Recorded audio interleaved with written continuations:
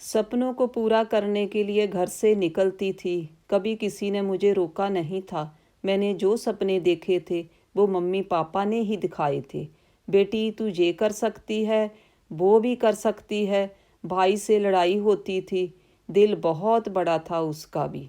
एक दिन घर आने में देर क्या हो गई, वो बेचैन सा हो गया। बहुत सुनाया मुझको, और जब मेरी आंखों में आंसू आ गए तो गले भी लगाया। बोला, देख बहन, हमारी जिंदगी तू ही है। इतनी लेट ना आया कर। अगर ऐसा कोई काम था तो मुझे ही बोल देती, मैं भी तेरे साथ चल लेता। कब मैं बड़ी हो गई पता ही नहीं चला। कुछ दिनों बाद ही मुझे देखने वाले आए। मैं उनको पसंद आ गई। और लड़का तो पहले ही मम्मी पापा का देखा हुआ था और दोस्त का बेटा था। अच्छा परिवार था, किसी चीज़ की कमी नहीं थी उनके जहाँ।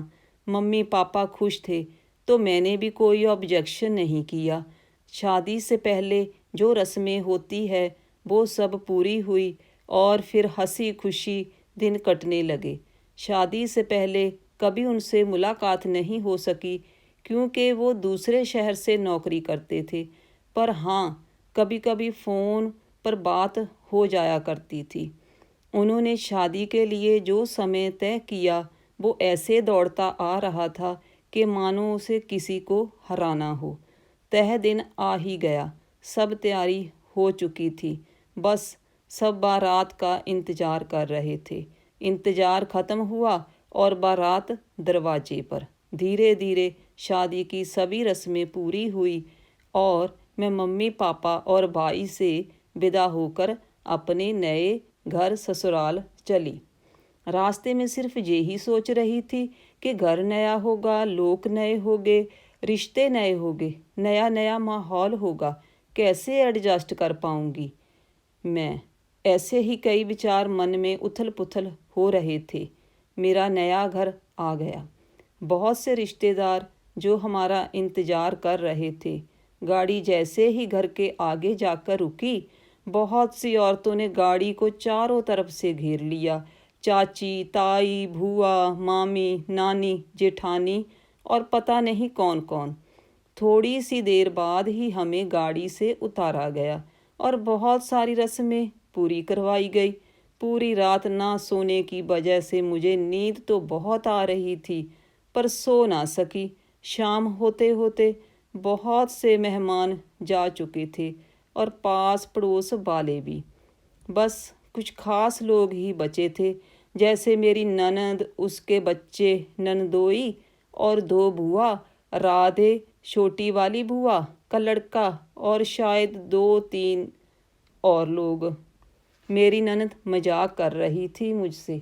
बार बार कोई बात ना करके चेहरे पर अजीब सी स्माइल करती, सिर्फ ये ही बोलकर चली जाती, भाभी जी, भाभी जी। दिन से दोपहर से शाम होती गई। मेरे मन में जो सवाल उठ रहे थे उन सब का जवाब मिलता गया मुझे। ननद के बच्चे बड़े नटखट और प्यारे थे। उनका साथ अच्छा लगा मुझे। शादी के बाद 2 दिन तक ही रहे वो सब।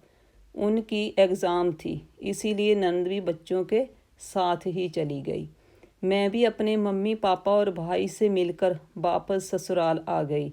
उनकी नौकरी दूसरे शहर में होने वह छुट्टियां पूरी होने के कारण उनको भी जाना पड़ा। जैसे मैं पहले कभी सोचती थी वैसे ही मिले मुझको जे। अब घर पर मम्मी पापा और मैं ही रह गए। सोचती थी कि पता नहीं मेरे दिन कैसे कटेंगे। जहाँ पर जैसे जैसे दिन बीतते गए मम्मी जी से मेरी दोस्ती गहरी होती गई। पापा भी अच्छे इंसान है, कभी मुझ पर किसी प्रकार की पाबंदी नहीं लगाई।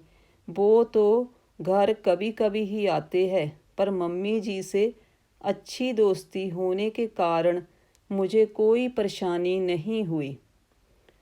सच कहूँ तो मैं सच कहूँ तो मैं ससुराल में नहीं जैसे अपने घर में रहती हूँ। कभी अपने मम्मी पापा और भाई की याद ना आई मुझे। इसका भी पूरा ख्याल रखती है मम्मी जी। बहुत खुश हूँ मैं जहाँ पर। ज़रूरी नहीं कि लड़की को ससुराल में बड़ा सा महल, बड़ी सी गाड़ी मिले तो ही बड़े घर की बहू कहलाए। बस ससुराल वाले बड़े दिल वाले मिल जाएं तो बेटी बड़े घर की बहू बन जाती है। अब कभी भी घर जाती हूँ तो मेरे घर वाले ही कह देते हैं, देखो वो बड़े घर की बहू आ रही है।